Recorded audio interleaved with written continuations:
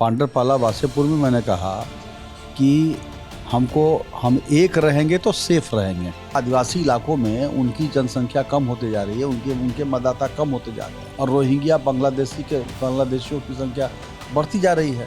जिन्होंने जेएमएम के स्थापना काल से सेवा किया है पार्टी का, और उनको दूध की मक्खी की तरह निकाल फेंका गया। जो रघुवर दास के समय में बिल्कुल बंद हो गई थी, पूरे जोर शोर से पूरे शबाब पे है वो आपराधिक घटनाएं। इस वक्त हमारे साथ हैं बीजेपी प्रत्याशी राज सिन्हा जी, जो धनबाद से चुनाव लड़ रहे हैं। कैसी चल रही है राज जी तैयारी चुनाव की? बढ़िया। कैसा रिस्पांस आ रहा है ग्राउंड लेवल पर? जनता का बहुत अच्छा रिस्पांस है, बहुत उत्साह है। मैंने भी नहीं सोचा था कि तीसरी बार लड़ रहा हूँ और जरा भी एंटी इनकम्बेंसी नहीं होगा, ऐसा सोचा नहीं था। लेकिन मैं ग्राउंड पे गया तो लोगों का अभूतपूर्व उत्साह है, ज़बरदस्त स्वागत है। क्या मुद्दे बता रहे हैं धनबाद के लोग? देखिए, धनबाद में तो मुद्दे हैं वही मूलभूत सुविधा, जो हम लोग पहली बार जब 14 से 19 पीरियड में जो हम लोगों ने काम शुरू कराया था पानी के लिए, सड़कों का या बिजली का, एक अंडरपास बनाने का, वो सारे काम इस सरकार में लगभग ठप से पड़े हुए हैं, तो उन कार्यों को पूरा कराना है। मैं आज पूरे दिन धनबाद में घूम रही थी, तमाम तरह के लोगों से मैं मिली, लेकिन कुछ लोग ऐसे थे विशेष समुदाय के जो ये आरोप लगा रहे थे बीजेपी के ऊपर कि वो धर्म की राजनीति कर रही है। पिछले कुछ दिनों से रैलियां हो रही हैं, गृह मंत्री अमित शाह की, मोदी जी आ रहे हैं और कई नारे जो हैं वो सामने निकल करके आए हैं और उससे एक विशेष समुदाय जो है वो थोड़ा आहत हो गया है। मुझे लगता है कि ऐसा कोई आहत होने की बात नहीं है। वो टारगेटेड महसूस कर रहे हैं। नहीं, ऐसा तो मैं तो 10 साल से यहाँ एमएलए हूँ।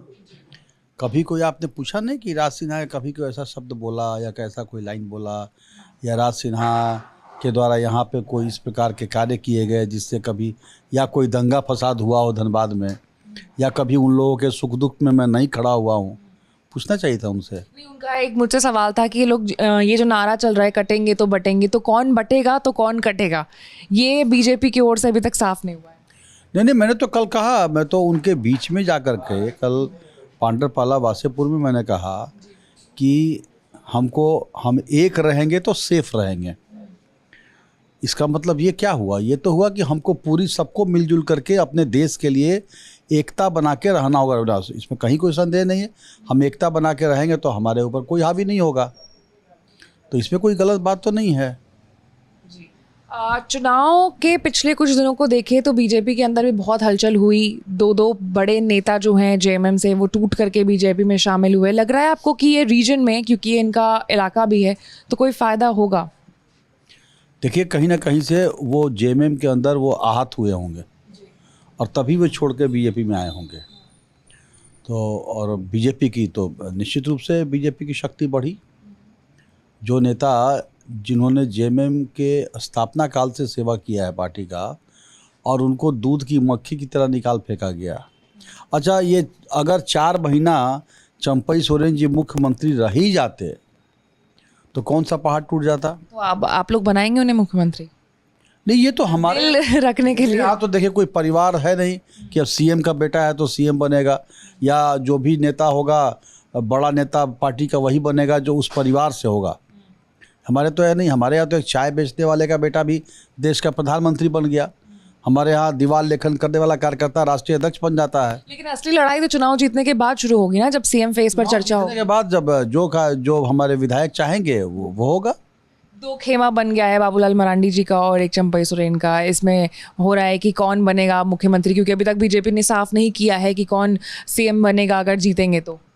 वो वोटर्स के अंदर काफी ज्यादा कंफ्यूजन है। लोगों को भले लगता हो कि भारतीय जनता पार्टी के अंदर खेमा बन गया, लेकिन जो जानने वाले हैं भाजपा को, वो जानते हैं कि यहाँ खेमा उमा कुछ नहीं होता। यहाँ जो कार्यकर्ता की भावना होती है वही होता है। कितनी सीटों का दावा बीजेपी इस वक्त कर रही है चुनाव में? ये हम सरकार बना रहे हैं। सीटों का दावा नहीं बताएंगे। हम सरकार बना रहे हैं और बिल्कुल भारतीय जनता पार्टी के नेतृत्व में एनडीए गठबंधन की सरकार बनेगी। यहाँ के लोग जो हैं वो व्यवस्था परिवर्तन करना चाहते हैं इस राज्य का। यह जो भ्रष्टाचारी व्यवस्था है ना, इससे लोग ऊब गए हैं। विकास ठप सा पड़ गया है। सबसे बड़ी बात तो यह है कि जो आपराधिक घटनाएं, गतिविधियां जो रघुवर दास के समय में बिल्कुल बंद हो गई थी, पूरे जोर शोर से पूरे शबाब पे है वो आपराधिक घटनाएं। अपराधी बिल्कुल निरंकुश होकर के। घुसपैठियों का भी जो मुद्दा है इस चुनाव में काफ़ी ज़्यादा उसने भी तूल पकड़ा है। नहीं, अननेसेसरी है ना, ये तो तूल पकड़ने वाली बात है नहीं, सच्चाई है। घुसपैठी आज आप चाहिए, मैं तो देख रहा हूँ ना, सब जगह देख रहा हूँ, लोग भी देख रहे हैं। खास करके आदिवासी इलाकों में उनकी जनसंख्या कम होते जा रही है, उनके मतदाता कम होते जा रहे हैं, और रोहिंग्या बांग्लादेशियों की संख्या बढ़ती जा रही है। ये तो सच्चाई है। कहीं कहीं पे तो काफ़ी बढ़ गए, और हम लोगों ने हमारी पार्टी ने चुनाव आयोग को दिया भी है। तो ये कोई गलत आरोप तो नहीं है। आरोप गलत अगर वो प्रूफ नहीं हो, कोई उसके साक्ष्य नहीं हो, तब वो आरोप कहे कि आप आरोप लगा रहे हैं। आप कहते हैं ईडी जांच करा रहे हैं, जांच, अरे भैया जांच पे काफ़ी ज़्यादा मतलब 9 तारीख को जो 8-9 रेड पड़े तो लगा उसके बाद फिर आरोप फिर से भी देख रहा था। हालांकि हल्के हल्के एक नज़र देखा, आर्म्स मिले हैं।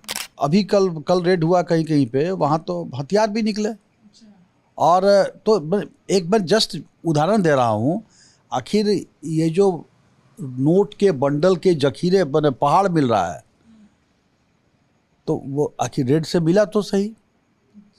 तो इसमें कैसे हम कहें कि भाई रेड दुर्भावना से कर रहे हैं? आप माल दबा के रखो और हम रेड नहीं करें तो ठीक है, और रेड कर दिया, पकड़ा गया तो हम जानबूझ के कर रहे हैं, ऐसा थोड़ी ना होता है। बिल्कुल ठीक है। तो ये है हमारे साथ राज सिन्हा जी, जो इस वक्त धनबाद से चुनाव लड़ रहे हैं। उम्मीद करेंगे कि जैसा आपका दावा है नतीजे भी वैसे ही निकले, और झारखंड विधानसभा चुनाव से जुड़े हर एक अपडेट से अपडेटेड रहने के लिए आपको एबीपी लाइव को लाइक, सब्सक्राइब और शेयर करना होगा। मैं थी आपके साथ आशीष सिंह आनंद।